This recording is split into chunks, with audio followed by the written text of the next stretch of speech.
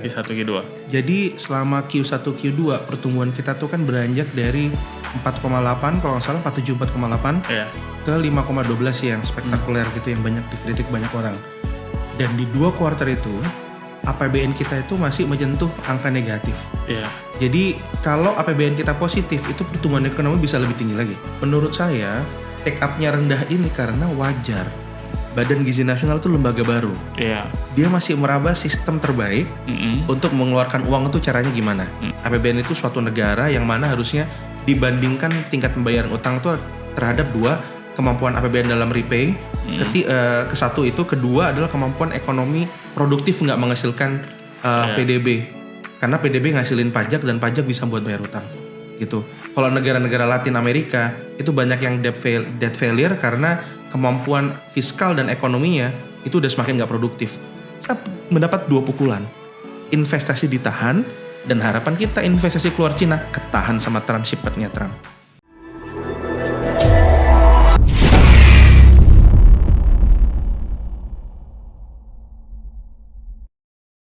Assalamualaikum warahmatullahi wabarakatuh. Kembali lagi bersama saya di podcast Pinggir Jurang. Nggak pinggir jurang banget. Hari ini kita udah kedatangan bintang tamu spesial, Mas Riyandi dari peneliti Departemen Ekonomi CSIS. Luar biasa. Ini kita nggak akan bahas politik hari ini. Kita akan bahas ekonomi yang sebetulnya juga tidak kalah penting ya. Karena di bulan Agustus kemarin Presiden Prabowo sudah menyampaikan nota keuangan di depan sidang MPR tahunan. Dan kita hari ini membahas isu yang tidak kalah penting dari politik. Ini menyangkut hajat hidup, menyangkut masa depan, menyangkut banyak lah. Kita ngebahas soal RAPBN 2026 yang kabarnya belum disahkan ya Mas. Belum disahkan bersama MPR karena ditunda. Kemudian juga kita akan bahas soal banyak soal percaturan geoekonomi yang tidak kalah penting dan ini berimplikasi juga pada situasi domestik kita, yang mana kalau Presiden Prabowo kan pengennya kita bukan hanya sebagai penonton tapi juga pemain global.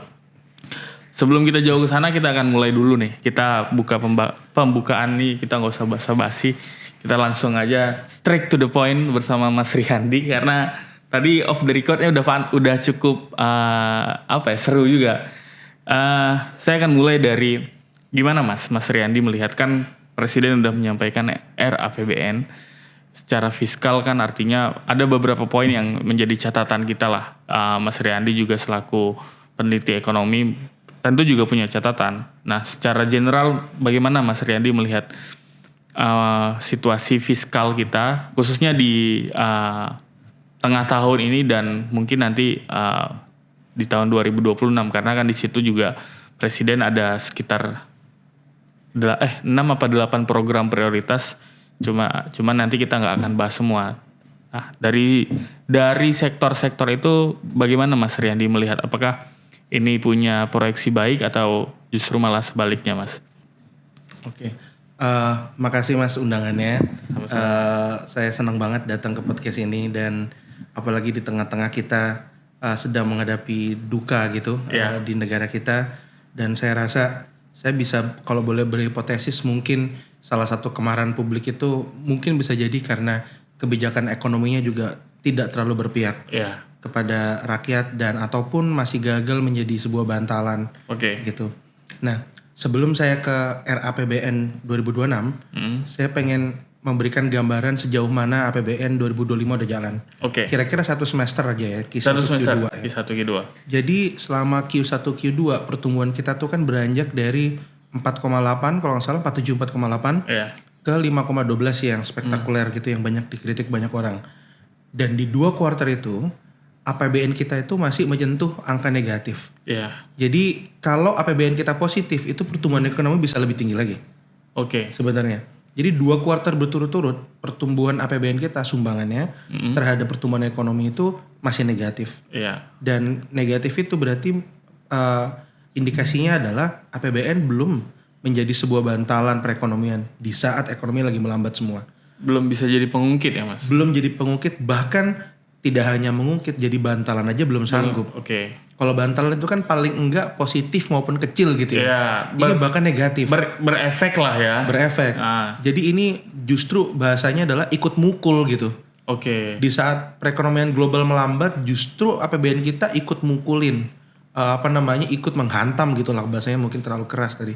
Ikut menghantam banyak pelaku ekonomi dalam negeri. Sehingga kontribusi ke perekonomiannya negatif. Oke. Gitu. Itu selama 2 quarter. Iya. Dan penyerapannya itu masih cukup rendah ya. Iya. Prabowo di Prabowo Gibran di semester pertama ini. Dan saya punya datanya. Penyerapannya itu satu semester tuh kira-kira masih di bawah 40%. Oke. Ini padahal udah dari target. Udah 6 bulan ya Mas, tahun lebih bahkan 8 bulan. 40% kurang. Sementara di tahun-tahun sebelumnya itu angkanya di sekitar 43%, 44, 45 gitu. Ini under 40%. Ini under 40%. Which is understandable karena Prabowo presiden baru, bereksperimentasi kebijakan, banyak program baru. Apalagi cornerstone dari programnya Prabowo kan MBG. MBG ini butuh dilakukan oleh instansi baru, Badan Gizi Nasional. Dan Badan Gizi Nasional belum punya channel spending yang efektif. Jadi dia masih meraba-raba tuh. Modis berspendingnya kemana, metodenya seperti apa, makanan ini dipastikan caranya gimana, rantai pasoknya, banyak tantangan-tantangan. Zaman Jokowi periode pertama penyerapannya juga rendah, jangan salah. Penyerapannya sama-sama rendah. Berarti secara logika di setiap awal pemerintahan, betul, itu masuk akal Mas? Sangat masuk akal. Jokowi juga kira-kira Jokowi JK ya, 2015 APBN pertamanya, walaupun bukan APBN pertama, tapi periode awal full year-nya gitu. Itu penyerapannya sekitar 38% juga. Bedanya tapi satu hal. Di zamannya Pak Jokowi JK, pertumbuhan daya dorong APBN itu masih positif terhadap pertumbuhan ekonomi. Kalau ini justru sebaliknya. Jadi di quarter 1 dan quarter 2 2015 itu government spending atau government consumption. Kalau di ekonomi itu ada persamaan yang populer banget ya. Mas kayaknya sering lihat sebagai jurnalis, Y sama dengan C plus I plus G plus X minus M. Mungkin kesempatan yang baik. Jadi minus M di sana bukan berarti impor jelek untuk pertumbuhan ekonomi. Tetapi GDP itu dihitung gross domestic product. Jadi konsumsi kita masih ada komponen impor konsumsi. Investasi juga ada barang yang diimpor, barang modal. Government consumption juga begitu. Nah jadi itu harus di take out, dikurangi impor. Jadi kalau kita ngurangin impornya saja, ini konsumsi juga turun. Gitu loh. Jadi nggak bisa dibilang tanpa impor GDP kita naik. Tapi whatever, the equation-nya adalah G kita ya di zamannya Pak Jokowi itu masih tumbuh, mendorong Y-nya. Di kita G-nya itu negatif sekarang. Quarter 1 dan quarter 2. Itu bedanya. Jadi sama-sama bereksperimentasi, tapi zamannya Pak Jokowi JK subsidi dialihkan jadi jalanan. Jadi jalan tol. Jadi infrastruktur yang lain ya kan, pelabuhan dan segala macamnya. Kalau di kita jadinya MBG, jadinya lain-lain dan antara gitu. Tapi 2 hal yang paling penting. Dan antara injeksinya belum full. Dan inget nggak, efisiensi itu ditargetin kalau nggak salah waktu Inpres efisiensi itu 300 triliunan, betul ya? Dan itu harusnya dialokasikan untuk MBG sama dan antara. Kalau misalkan alokasinya lancar, realokasinya lancar, harusnya nggak terlalu ada shock dalam perekonomian, ya kan? Ini alokasinya sekarang nggak lancar. Kenapa? Saya lanjut dikit ya. Kenapa? Karena MBG-nya baru 8 triliun. Penyerapannya dari targetnya hampir 171. 171 triliun. 71 sampai 171 yang dicadangkan. Baru 8 triliun. Padahal padahal belanja yang udah diambil berapa kan? Itu satu. Kedua, dan antara itu juga belum diinjeksi secara full. Karena mungkin memang situasinya uangnya itu belum banyak kekumpul dari perbajakan. Sementara yang lain harus juga sudah di-spend kan. Gitu. Jadi intinya adalah APBN 2025 belum bisa jadi bantalan. Apalagi pengungkit. Gitu. Tapi kalau kita bicara soal konsekuensi kan Mas. Artinya kalau saya sih tidak bisa menyalahkan sepenuhnya di rezim sekarang, karena APBN 2025 itu kan disusun oleh, meskipun katanya udah ada tim transisi dan segala macam. Nah, Saya coba tarik dulu ke soal MBG karena ini kan very populis dan sangat lekat dengan Presiden Prabowo. Apa sih Mas? Kenapa sih kok MBG ini? Karena kan dulu harapannya bisa punya multiplier effect, bisa menjadi pengungkit. Apakah ini karena memang visibility studies-nya belum ada, atau karena ini memang menjadi barang yang baru terus coba sana coba sini dan akhirnya justru malah bukan menjadi pengungkit, malah ya itu tadi penyerapannya baru 7 sampai 8 triliun. Generously speaking ya. Dan itu belum ada 10% dari target penyerapan kan Mas. Sangat jauh banget. Nah ini apa Mas Randy ngelihatnya, apakah ini jadi bumerang atau mungkin bisa jadi apa yang harus diperbaiki gitu. Ini kita punya waktu sisa 4 bulan lah. Saya mulai dulu dari kenapa mungkin take up-nya rendah. Iya. Salah satu banyak dugaan para peneliti take up-nya rendah ini adalah sistem yang terlalu centralized. Oke. Ini kan gak kayak dana pendidikan, dana BOS, yang memang itu didesentralisasikan ke daerah-daerah. Ya, dan dikelola sekolah. Dan dikelola oleh sekolah. Ini kan dananya dikelola oleh pemerintah pusat langsung yang turun ke dapur-dapur umum, SPPG. Ya kan, SPPG ini. Nah, menurut saya take up-nya rendah ini karena wajar. Badan Gizi Nasional itu lembaga baru. Iya. Dia masih meraba sistem terbaik untuk mengeluarkan uang itu caranya gimana. Bayangin kalau misalkan uangnya dialihkan ke infrastruktur misalkan. Sudah ada BUMN karya di situ ya kan. Dan Kementerian BUMN sama PU udah terbiasa sekali membangun jalan tol, jalan raya, pelabuhan dan lain-lain. MBG ini barang baru. BGN perlu belajar memastikan satu, duitnya keluar. Kedua, yang lebih penting lagi gak hanya duit keluar, makanannya higienis. Berapa banyak sekarang kita dengar keracunan makanan, ya kan? Karena memang memastikan makanan yang terdeliver itu adalah aman, higienis, nutrisinya cukup. Memang sulit. Memang sulit banget dan menurut saya fokusnya harusnya ke sana. Ke situ dulu ya, Mas. Bukan disbursement. Justru malah bukan disbursement. Kita harus pastiin makanan yang masuk ke perutnya siswa itu emang yang paling baik. Bayangin gak sih mereka udah kita janjiin kita kasih makan untuk membantu pendidikan mereka. Pas datang ke sekolah mereka dikecewakan karena makanannya beracun. Kebayang gak traumatisnya sebagai anak kecil? Kebayang gak kita punya anak loh di rumah? Misalkan yang punya anak, saya sih punya anak 3 ya. Jadi terbayang gak seberapa traumatisnya anak itu disajikan makan. Dia gak bisa milih loh, bear in mind. They have no option. Kan mereka harus makan itu barang. Betul? Kecuali ada option. Bahwa yang makan ini mungkin sekolah-sekolah negeri saja. Atau kelompok sekolah negeri yang ada di kawasan kantong-kantong kemiskinan. Misalkan itu kan jelas lebih targeted. Ini kan semuanya. So they have no option right? Berarti dia harus makan kan? Kalian bayangin gak sih teman-teman? Ini tuh orang murid datang dia keracunan. Dia udah percaya sama gurunya bahwa ini aman. Makanan ini aman. Kamu kebayang gak seberapa traumatisnya untuk murid-murid kita? Gak usah bayangin bisa mengatasi stunting yang mana arguably telat mengatasi stunting saat umur segitu. Gak usah bayangin perbaikan gizi. Mental state para murid apakah udah dibayangin? Psikologis siswa ya Mas. Betul. Psikologisnya udah gitu ini kan merembet beritanya. Orang gak trust jadinya tentang MBG ini. Karena wajar. Kenapa? Itu nilai MBG kecil sekali Mas. 10.000 kan. Ya di tingkat supply chain yang lebih tinggi 15.000 tapi dipotong. Nilainya kan 10.000 untuk makanannya aja. Berarti kan potongan-potongannya di 5.000-nya kan. Di 5.000-nya dipotong untuk yayasan dan lain-lain. Tapi 10.000 kan kecil banget. Tapi sorry Mas, ini ada problem salah hitung nggak menurut Mas Riyadi? Menurut saya salah hitungnya adalah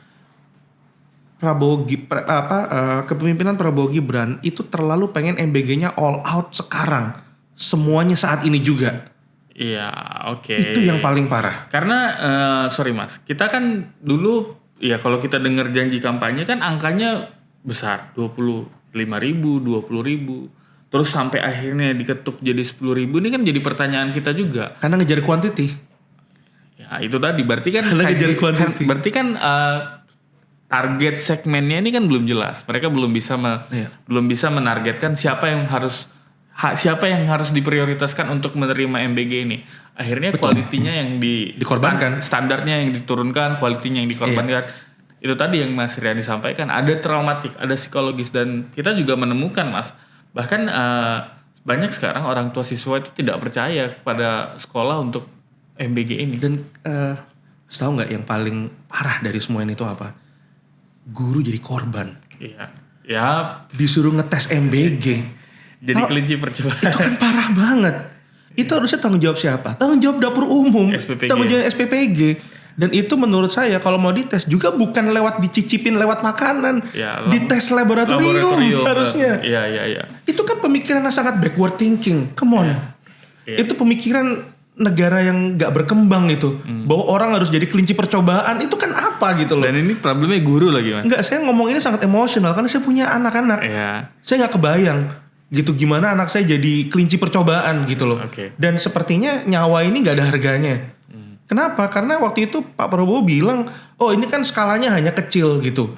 Betul secara statistik. Coba tapi dipikirin bagikan pesawat terbang misalkan. Ini kecelakaan pesawat terbang ya, God forbid gitu ya. Itu hampir setiap minggu ada beritanya. Kalau ini terjadi di Boeing atau Airbus, itu pesawat udah di recall. Iya, betul. Kebayang gak sih? Mobil itu kalau hanya 1, 2, 3 misalkan rusak remnya apa, itu udah pasti di recall semua mesinnya. Tapi enggak.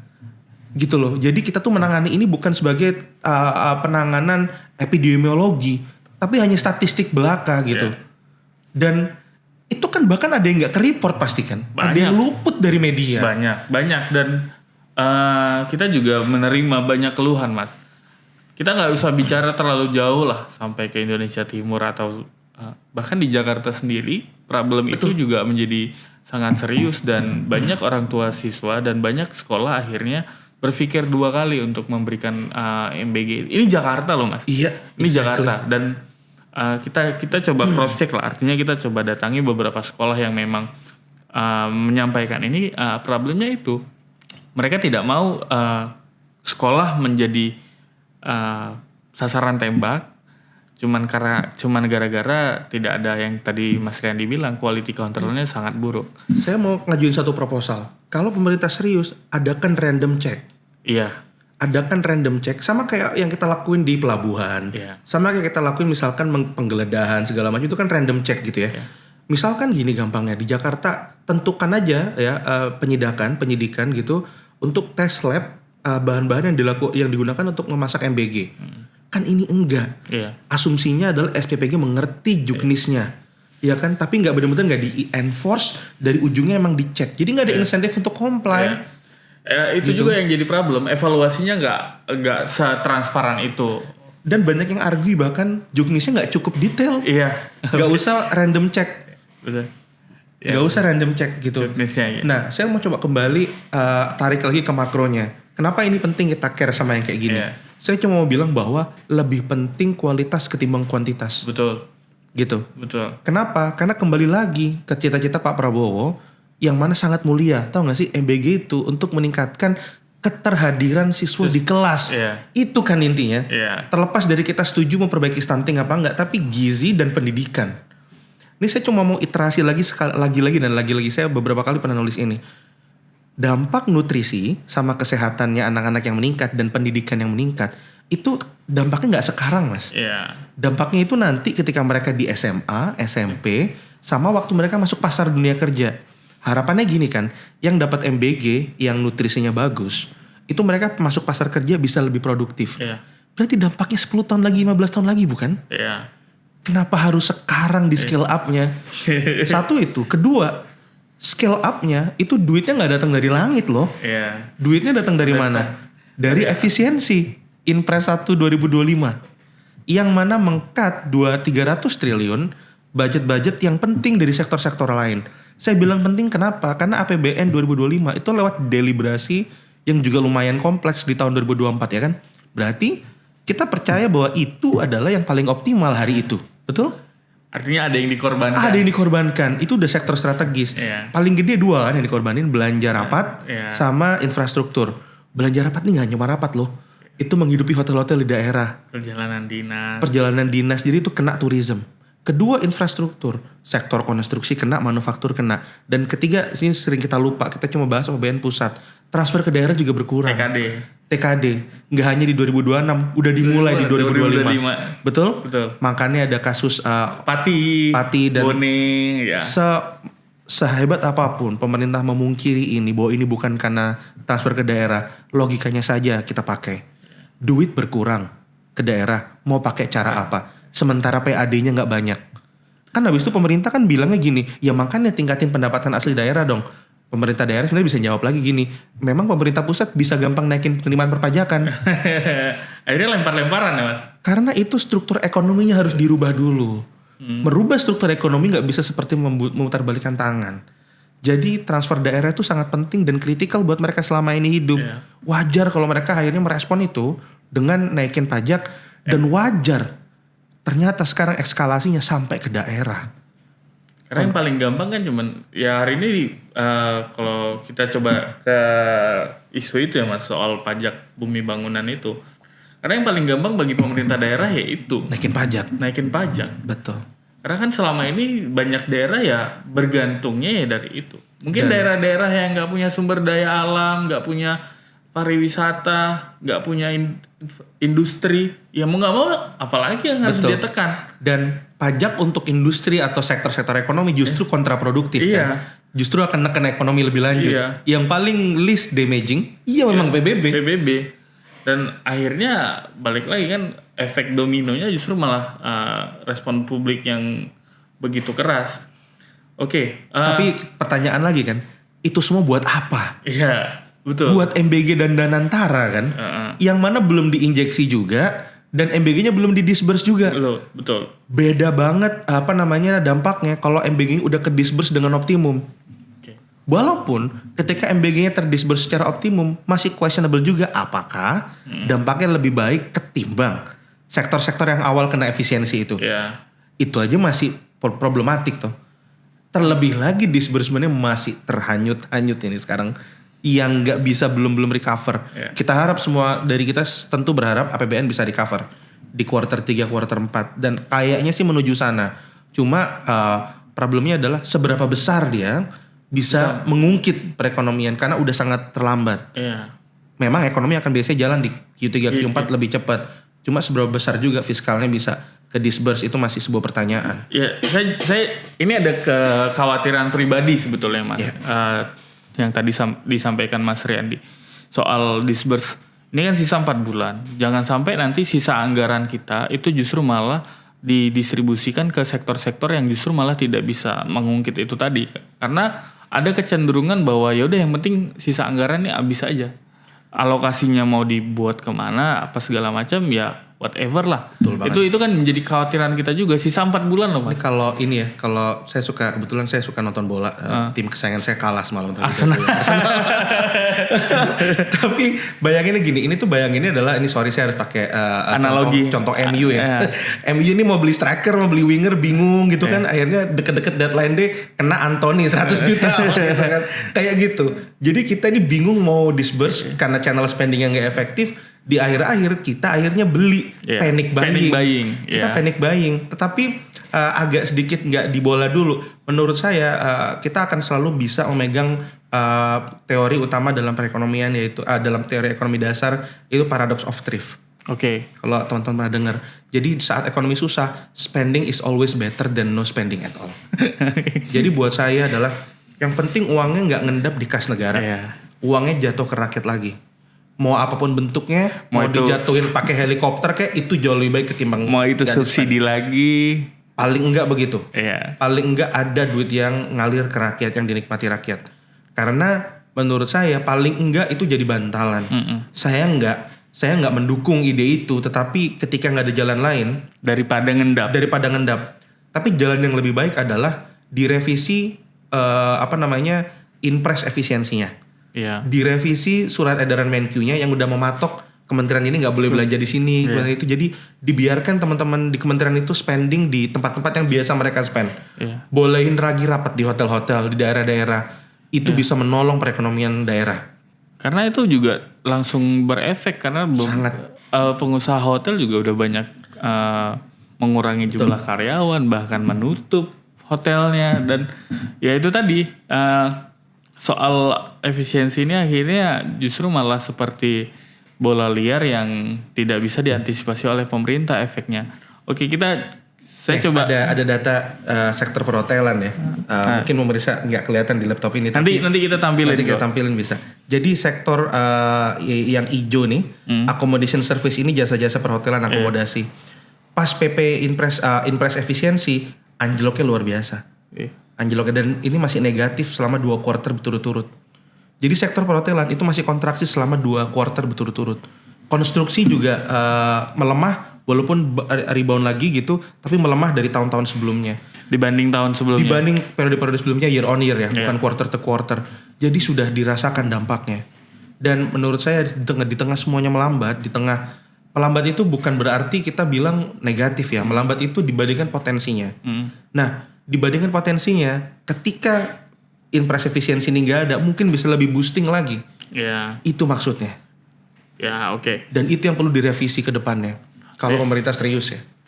Ini juga jadi catatan juga untuk tim ekonominya Presiden Prabowo ya, bahwa monggo untuk bisa dikaji lagi, karena juga banyak pengamat, banyak peneliti yang juga sudah menyarankan bahwa efisiensi ini tolong dipikirkan ulang gitu. Ya sebetulnya niatnya baik, cuman jangan sampai efek dominonya tidak bisa diantisipasi gitu. Nah kita coba ke ini Mas, ke RAPBN 2026. Tadi udah nge-mention soal MBG, bahwa memang MBG ini very problematic meskipun dia sangat populis kan gitu. Cuman ini harus diperbaiki. Ada satu statement dari Presiden ya di soal RAPBN 2026 kemarin yang mengatakan bahwa dia berupaya untuk tidak hutang di 2027 atau 2028 iya. 2028 katanya. Periode akhir. Iya.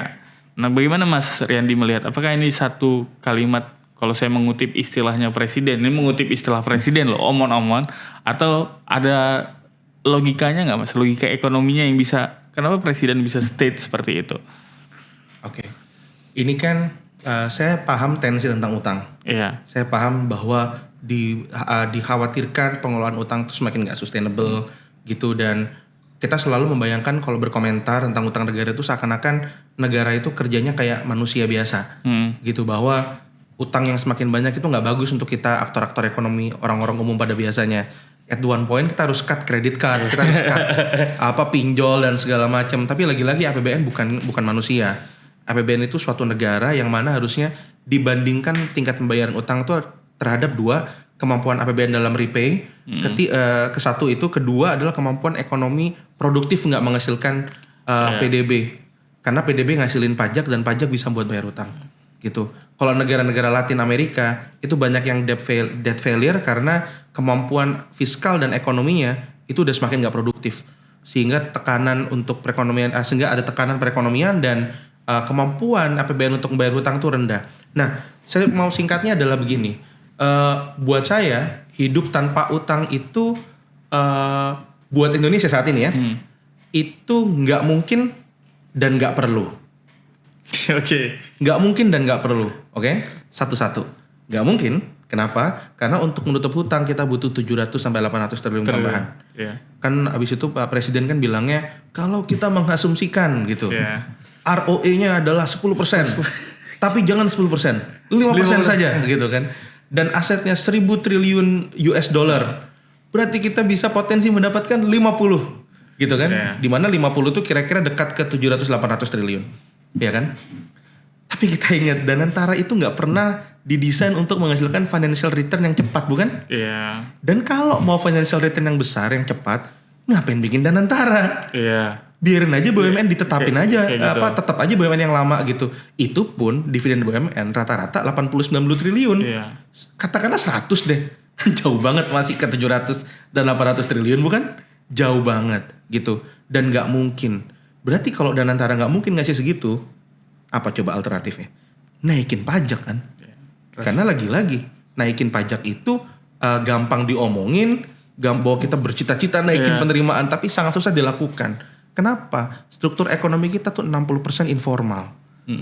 Dari 40% yang formal itu yang bayar pajak juga sedikit. Kenapa? Karena rasio orang-orang yang dibayar setara upah minimum dan lebih itu cuma 40%. Yeah. Jadi 40% kali 40% kira-kira 16-15% kan? sangat kecil dan itu mirip dengan tingkat pembayaran pajak kita, which is agak jauh tapi ya belasan gitu, 10-11%, kalau nggak salah 10, sekitar 10 tax to GDP ratio. Jadi kebayang nggak betapa susahnya pertama membuat compliance dari pembayaran upah itu, kedua juga menformalkan sektor informal. Itu butuh extra effort. Extra effortnya itu ada di reformasi sektor real. Supaya sektor realnya lebih gampang bekerjanya, peraturannya nggak banyak yang ribet, nggak banyak yang uncertain. Tapi kan itu adalah keinginan kita semua, tapi we can't seem to do it every single period gitu kan. PR-nya selalu sama. Selalu sama PR-nya. Dan yang menjadi kekhawatiran kita kan juga kekhawatiran kita bersama kan Mas. Ujung-ujungnya yang tadi Mas Riyandi bilang, apa sih yang paling shortcut yang coba dibuat oleh pemerintah ya akhirnya pajak. Dan betul. Ya Pak Mahfud udah pernah bilang pemerintah kalau paling gampang naikin pajak, tapi nggak pernah berhitung soal efek dari menaikkan pajak itu kan artinya ada efek sosial dan politik yang mungkin bisa justru malah berimplikasi pada situasi ekonomi kan gitu. Nah mungkin Mas ini kan tadi soal fiskal, soal hutang. Tadi Mas Riyandi juga udah nge-mention soal Danantara. Apa sih yang harusnya, yang baiknya nih? Karena kan kalau saya baca kan Danantara ini mimpinya seperti Temasek. Ala-ala Temaseknya Singapura. Bagaimana sih bisa mengoptimalkan Danantara nih? Dan itu dananya besar banget gitu loh Mas. Apa yang harus dilakukan oleh pemerintah untuk bisa mengoptimalkan dan bisa menjadi mesin pertumbuhan baru? Jadi Danantara ini bisa jadi mesin pertumbuhan kalau bisa meningkatkan investasi. Dan investasinya pun harusnya di sektor yang produktif. Iya kan? Sektor produktif atau sektor ekonomi yang belum berhasil dimasukin sektor swasta, tetapi itu bisa strategic in the future. Gitu. Contohnya misalkan AI gitu ya. Atau sektor-sektor yang memang ini perlu untuk mendorong daya saing industri yang lain, misalkan sektor hulu, ya kan, dan lain-lain. Nah harusnya ke sektor-sektor yang strategik. Sektor-sektor strategik ini nggak bisa ngasih return cepat. Kalau mau return cepat, tanamin di pasar saham, tanamin di sektor keuangan. Tapi bukan itu yang kita mau. Danantara kan pengennya, kalau saya sebutkan di literatur ekonomi ini, industrial policy. Kebijakan industri yang menyasar industri-industri yang ada market failure. Ada kegagalan pasar, masuklah Danantara investasi ke sana. Supaya nggak crowding out sektor swasta yang lain. Dan memang ini penting untuk dimasuki untuk pembangunan nasional. Secara strategik ke depan kita mau ini. Itu nggak apa-apa, karena itu intervensi pemerintah dan ada kegagalan pasarnya. Gitu kan. Itu masih diokehkan sebagai suatu bentuk intervensi pemerintah atau intervensi pemerintah yang paling enggak lumayan efisien dibandingkan dengan alternatifnya, yaitu tidak ada intervensi sama sekali gitu. Jadi kegagalan pasarnya nggak diadres sama sekali. Nah sektor-sektor itu lagi-lagi nggak bawa return yang cepat gitu. Jadi menurut saya Danantara kalau mau efektif fokus ningkatin investasi di sektor-sektor produktif, di sektor-sektor strategik yang ini nggak bisa menjamin financial return cepat gitu. Dan menurut saya it's okay gitu untuk menyasar sektor-sektor yang kayak gitu. Tapi menarik Mas, ada sedikit saya potong.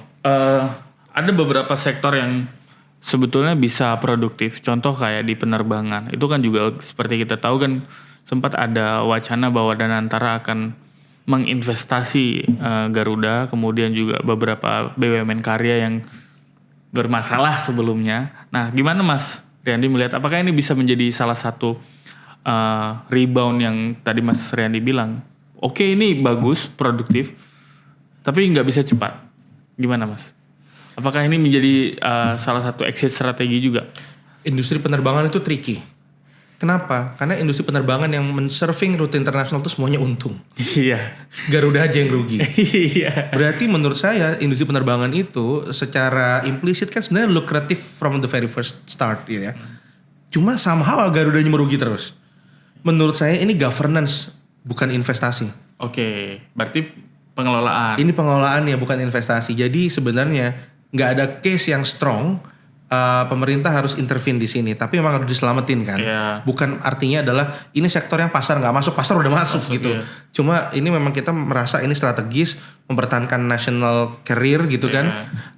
Sehingga kita harus intervene at all cost gitu. Saya rasa tujuannya ke sana. Tapi apakah ini sektor strategi yang saya sebutin tadi di awal ini nggak termasuk situ? Karena ini udah di-cater sama private sector in the first start gitu. Oke, ya. Nah, sektor-sektor yang punya peluang besar untuk melipat gandakan mendorong ekonomi dan juga pasar belum masuk itu industri hulu misalkan. Oke. Industri hulu. Misalkan kayak petrochemical atau material yang memang belum ada di dalam negeri. Semiconductor gitu-gitu. Tapi again di sana pemerintahnya harus berpikir kenapa sektor swasta nggak masuk. Itu dulu. Iya. Itunya diadres dulu, diidentifikasi dulu, baru kita bisa curahkan uangnya. Kenapa? Uang itu nggak gratis. Iya. Kan injeksi dana antara dari APBN juga, dari kan? APBN, iya. Nah itu kan berkompetisi dengan kepentingan-kepentingan lain. Kan kita banyak masalah. Orang ini bahkan nggak bisa sekolah karena nggak ada jembatan. Iya. Tapi duitnya kan kebanyakan buat MBG sama Danantara. Ya, jadi nggak bisa makan juga karena nggak datang ke sekolah. Nah itu. Jadi walaupun ada carrotnya di sekolah, tapi untuk mencapai carrotnya harus susah payah gitu kan. Iya. Jadi banyak prioritas-prioritas yang belum ditangani di negara ini yang butuh penanganan gitu. Jadi itu compete with all that development goals yang kita pengen capai gitu. Jadi makanya Danantara harus hati-hati. Tapi intinya adalah Danantara harus berfokus ningkatin investasi dan co-investment. Ya kan? Karena ditargetkan ini bisa menurunkan potensi resiko di sektor-sektor yang beresiko. Karena ada jaminan Danantara juga ikut invest. Co-investment tadi. Ada negara di situ. Betul, ada negara di sana. Ya masa Danantara mau masuk kamu nggak yakin mau masuk kan gitu kan? Itu ide yang cukup bagus sebenarnya untuk mengatasi market failure di sektor-sektor yang swasta nggak berani masuk in the first place. Nah itu yang belum kelihatan. Kan yang kelihatan Garuda, KCIC, itu kan semua kan yang bad debt gitu kan. Iya kan? Jadi investasi strategisnya nggak kelihatan. Belum ke sana ya, Mas. Betul. Dan kalau kereta cepat itu emang lukratif, itu nggak butuh juga negara. Itu bakal ada swasta yang mau cater juga. Kan buktinya juga nggak lukratif kan. Ternyata nggak selukratif itu. Jadi kita bleeding di sana sehingga Danantara diharapkan membantu itu. Jadi saya belum melihat Danantara sudah diarahkan menjadi investor strategis yang ningkatin investasi dalam jumlah yang signifikan. Saya belum lihat itu. Udah ada tanda-tandanya cuma belum masif. Lebih masif Danantara menolong BUMN-BUMN yang jadi itu. Seperti rescue, Mas. Betul. Saya khawatir kan karena ini menjadi concern kita juga sebetulnya, Mas. Apalagi Mas Riyandi kan gitu yang day to day melihat perkembangan ekonomi. Dan karena waktu peluncuran Danantara itu kan harapannya besar. Terus kalau kita buka rencana-rencananya kan begitu besar dan begitu baik dan kita punya optimisme kan gitu. Cuman begitu implementasi, begitu ini running justru malah tidak sesuai dengan apa yang kita harapkan.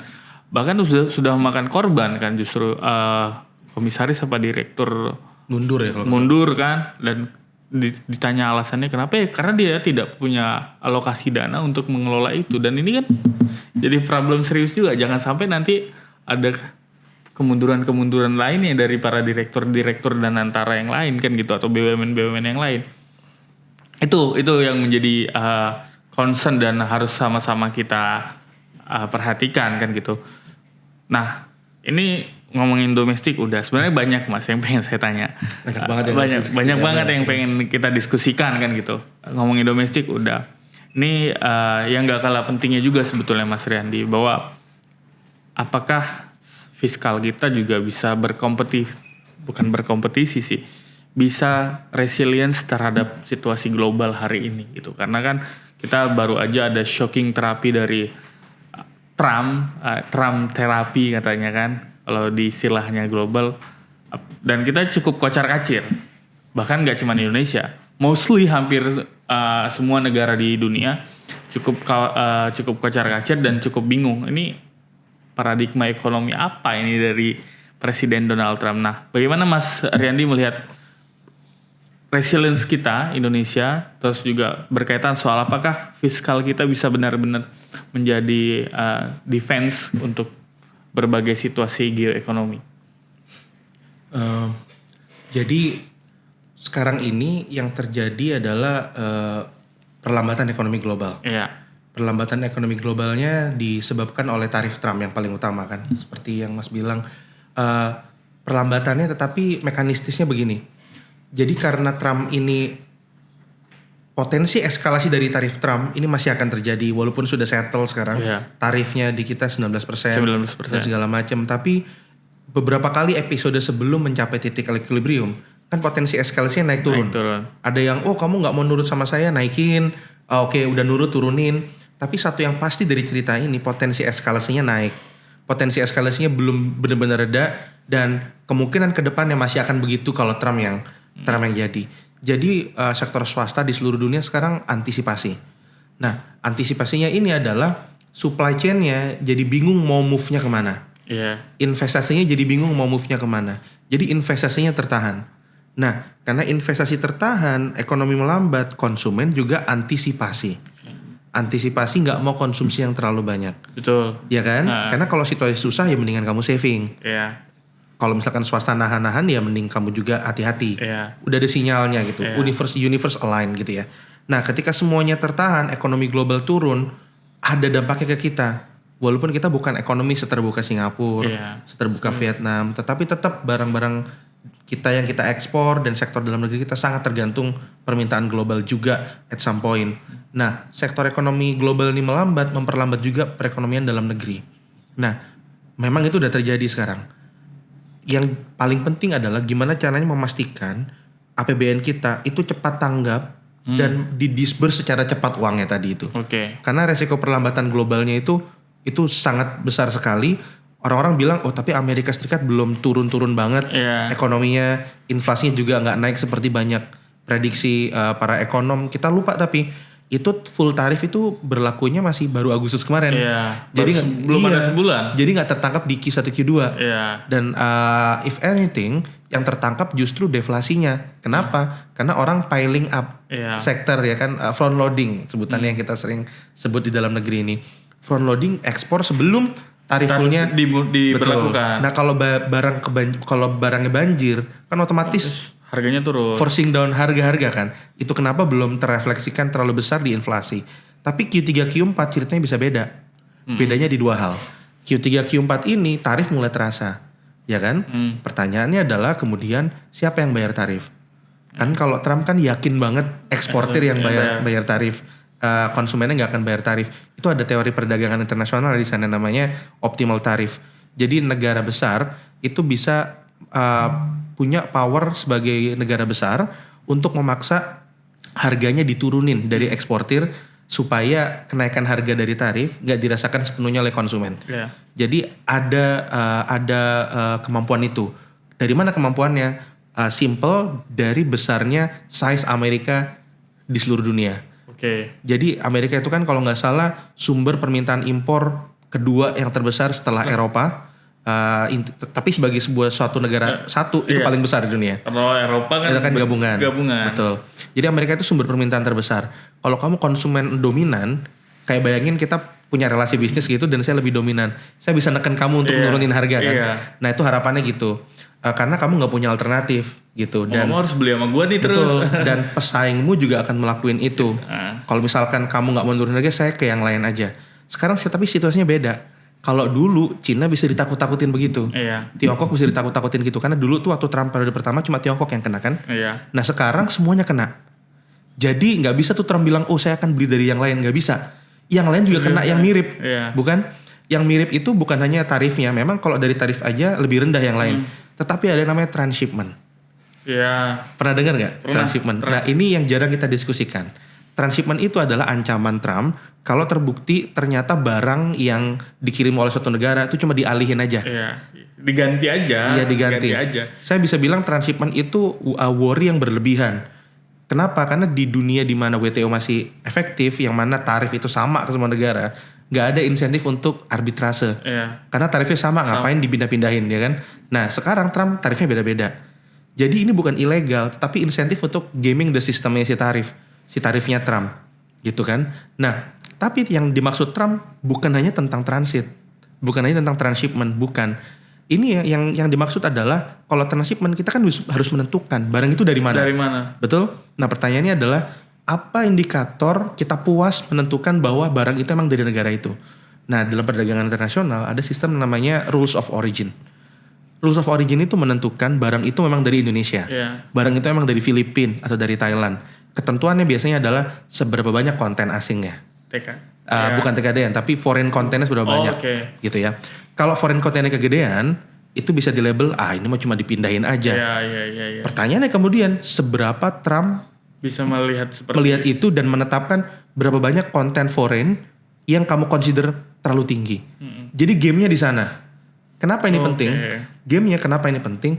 Misalkan gini, Trump arbitrarily bilang, kalau foreign kontennya itu misalkan 40% gitu, itu udah kebanyakan buat saya. Atau 50% udah kebanyakan.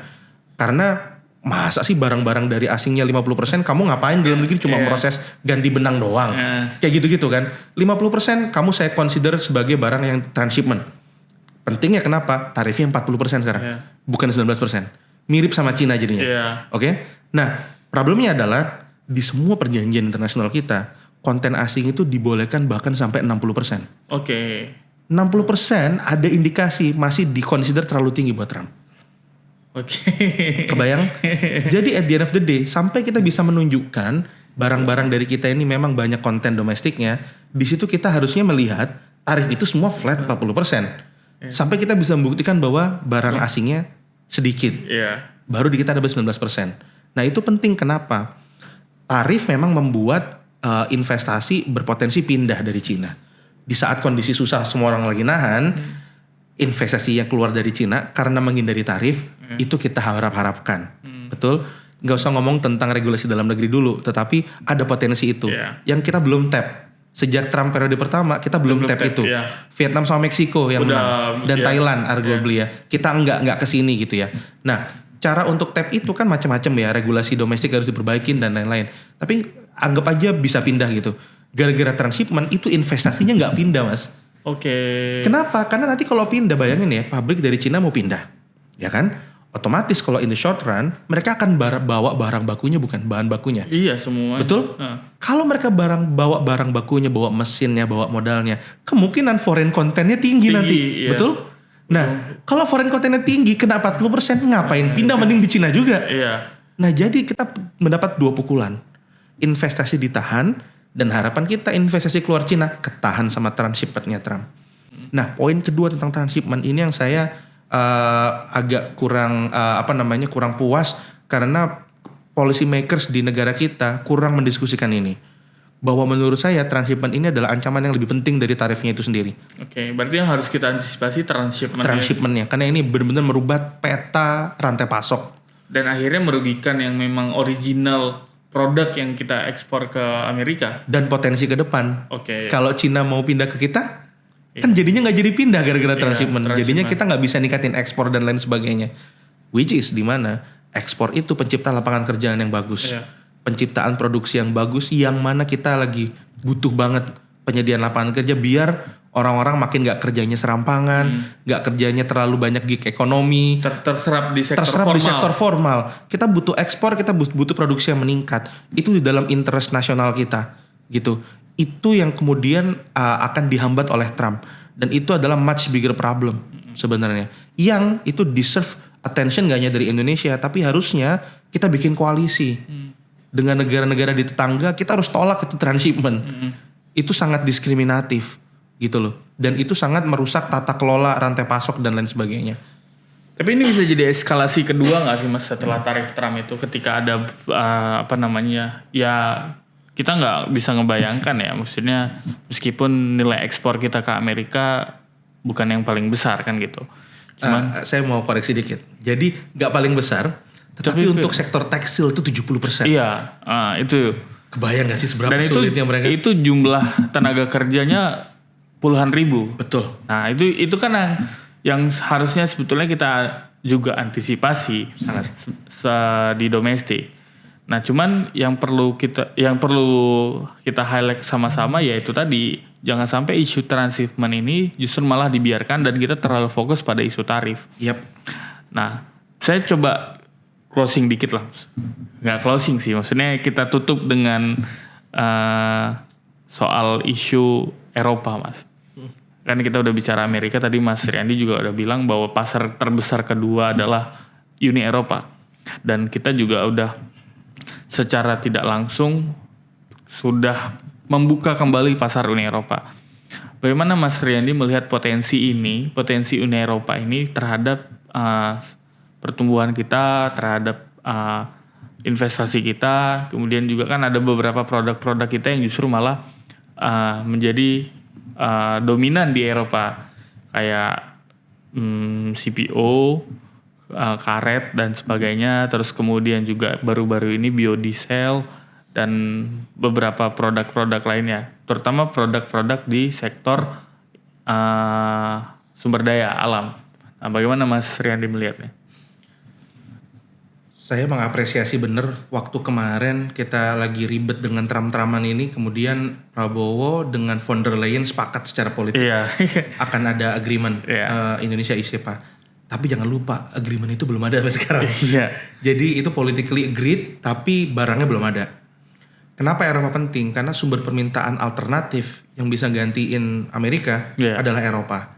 Dan sumber permintaan alternatifnya ini cenderung politically stable ketimbang Amerika yang tiba-tiba bisa eskalasi ke depannya. Betul.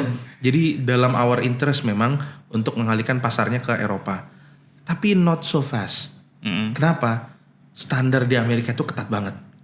Standar produk-produk yang masuk ke Eropa tuh tinggi banget.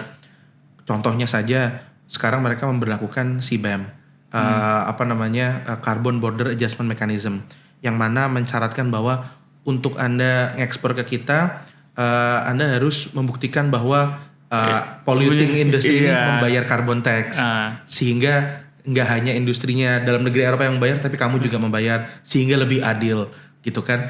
Ada juga namanya EUDR, Deforestation Regulation, dan juga ada CSDDD. Intinya adalah standar lingkungan, standar keberlanjutannya tinggi, which is we know very well kita belum ke sana. Betul? Belum seserius itu. Betul. Nah jadi mengalihkan pasar ke Eropa yes promising, tapi PR-nya banyak dalam negeri. Dan secara geopolitik memang dalam interest kita untuk diversify away dari Amerika. Jadi menurut saya kemarin Eropa milestone yang bagus, tetapi itu hanya first step on the long game. Long game-nya adalah untuk diversifikasi dari pasar Amerika, kita harus makin green pengelolaan ekonominya. Kita harus makin pakai banyak renewable.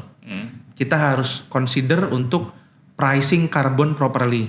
Kan karbon kan murah karena nggak di price, nggak di price in, nggak dihukum karbonnya. Kalau di teori ekonomi eksternalitas negatif namanya. Eksternalitas negatif itu membuat barang yang kotor atau merusak seakan-akan murah, padahal dampaknya dirasakan society. Nah dampak terhadap society itu yang belum di price in. Contohnya kita kalau punya anak kita sering bengek, batuk pilek, gitu. Kita berapa kali ke rumah sakit gitu kan. Terus habis itu perubahan curah hujan dan lain sebagainya. Nah itu yang belum di price in ya kan. Jadi wajar kita juga belum bisa berpuas diri ketika ada Eropa, tapi PR kita banyak banget. Nah jadi menurut saya tapi long game-nya itu sangat penting buat kita shifting ke pasar Eropa memang. Jadi mau gak mau tarikan bahwa ekonomi kita semakin hijau itu penting. Karena untuk keperluan diversifikasi dari Amerika.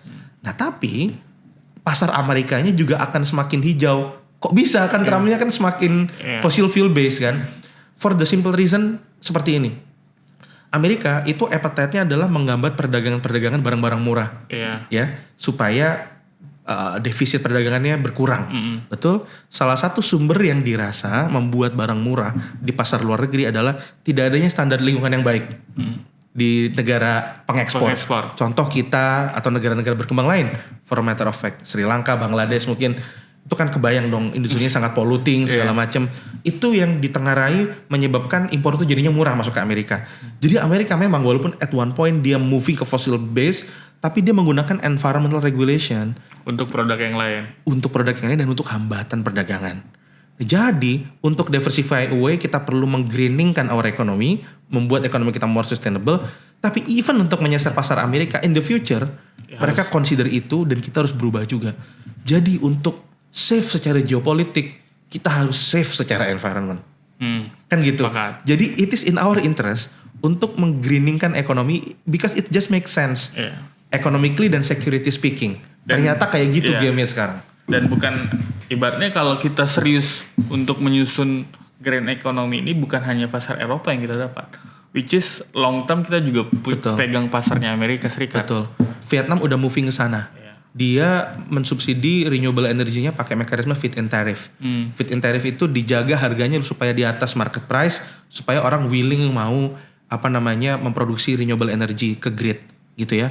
Kenapa penting dijaga di atas harga pasar? Karena harga karbon tuh biasanya nggak di price dengan benar tadi itu, karena eksternalitas. Jadi dianggap ke atas, harus disubsidi ke atas gitu. Permasalahannya feed in tariff kita nggak jalan, nggak efektif dan nggak terlalu lebih tinggi dari harga pasar gitu. Tapi Mas Randy ngeliat nggak sih sebetulnya government kita punya interest dan will ke sana yang serius untuk karbon ini, green economy ini? Nah, kalau saya ngelihatnya belum ada. Betul. Dan itu. Ini adalah temanya Presiden Prabowo. Yang diomongin sama yang actually doing berbeda. Ini mohon maaf nih saya harus bilang itu. Kenapa? Contohnya APBN pengen efektif efisien tetapi penggelontorannya coba buat apa? MBG tahun depan 300 T. Betul? Belanja TNI Polri kalau ditotalin 450 T. Ya kan? Jadi kalau ditotal sama pembayaran hutang dan lain-lain itu separuh APBN untuk hal-hal yang mungkin arguably less efficient ketimbang bangun jalan, memperbaiki sistem di daerah-daerah dan lain sebagainya gitu. Dan kedua, kemarin Pak Presiden bilang kita mau EBT 100%. Tapi subsidi fosil fuel masih 200 T. Iya, itu yang gimana? Waduh, ini coba anomali apa lagi ini gitu. Menurut saya memang itu tema Presiden Prabowo. Selama sekarang sampai tahun 2029 kita harus tahan itu. Memang ketidaksesuaian itu besar sekali. Saya rasa sih mungkin not necessarily dia nggak tahu, tapi keinginan presiden mungkin tidak diterjemahkan baik oleh para pasukannya, oleh para pembantunya, yaitu para menteri dan yang di bawah-bawahnya. Saya rasa kayak misalkan waktu Trump pertama kali nyerang kita dengan tarif, kan yang diminta oleh USTR atau US Trade Representative itu adalah mereformasi TKDN dan hambatan non tarif, betul? Ini jadi household name. Dulu itu TKDN dan hambatan non tarif itu jadi grammarnya anak-anak trade saja, termasuk saya. Sekarang jadi household name everyone. Nah, waktu itu ingat nggak Presiden Prabowo bilang kita nggak perlu lagi itu memproteksi terlalu berlebihan, ingat nggak? Ya kan, walaupun kaget, wow ini kayaknya bukan Prabowo banget gitu kan. Tapi justru itu ide yang benar. Bahwa kita harus meningkatkan efisiensi. Kenapa? Yang kita butuhin tadi apa? Mengekspor lebih banyak, bukan? Eksportir supaya bisa bertarung di luar negeri itu butuh bahan baku yang efisien. Yang mana dia men-sourcing dari luar negeri yang paling efisien. Kalau kita membatasi impor-impor itu justru kita memukul eksportir. Betul? Nah, makanya ide mereformasi perdagangan dan TKDN itu ide yang bagus. Sudah di dalam trajektori yang benar. Cuma lihat progresnya sampai sekarang. Enggak kan? Enggak ada. Jadi Pak Presiden mungkin punya ide satu tapi nggak bisa ditranslate oleh para pembantunya di kabinet. Dan saya rasa gap itu yang akan terus kita rasakan, ketidakkonsistenan itu yang akan terus kita rasakan sampai benar-benar Pak Prabowo bisa menemukan teknokrat terbaik yang bisa menerjemahkan visi-visi ekonominya. Dan saya yakin banyak banget orang di luar sana yang bisa menerjemahkan itu dengan lebih baik. Kita percaya itu. Cuman tinggal nunggu waktu dan momentumnya aja. So kita butuh ekonomi ini dibantu dan dinakodai oleh orang-orang yang kompeten di bidangnya dan bisa menerjemahkan itu dan berani menerjemahkan itu. Sepakat Mas Randy. Terima kasih waktu dan kesempatannya. Terima kasih undangannya Mas. Ini sebetulnya kalau harus 2 jam sebenarnya kita jamani 2 jam gitu kan. Cuman karena memang kita keterbatasan waktu. Sampai bertemu di lain kesempatan Mas Randy. Jangan pernah bosan ke podcast kita. Sampai bertemu. Salam.